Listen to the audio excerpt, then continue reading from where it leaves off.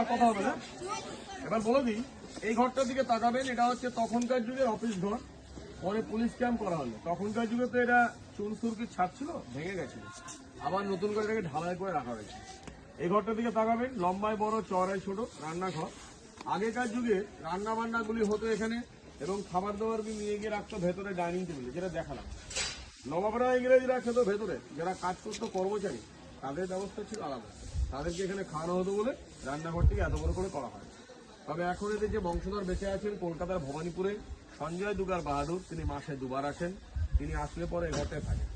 তখন কিন্তু 10 জন 20 জনের জন্য রান্না বান্না হতো না, তার জন্য কিন্তু এত বড় ঘরের দরকার ছিল না। তখন 200 থেকে 250 জন লোকের জন্য রান্না বান্না হতো। এবার দেখুন, এটা মাছের সমাধি। এই যে পুকুরে আপনাদেরকে বললাম মাছের কথা, মাছগুলো যখন মারা যায়, এরা তো জৈন, এরা মাছ খায় না। এরা পুকুর থেকে মাছগুলোকে নিয়ে এসে একটা মাছকে এখানে সমাধি দিয়ে 2টো মাছের মডেল তৈরি করে দেয়, আর একটা মাছকে সামনে সমাধি দিয়ে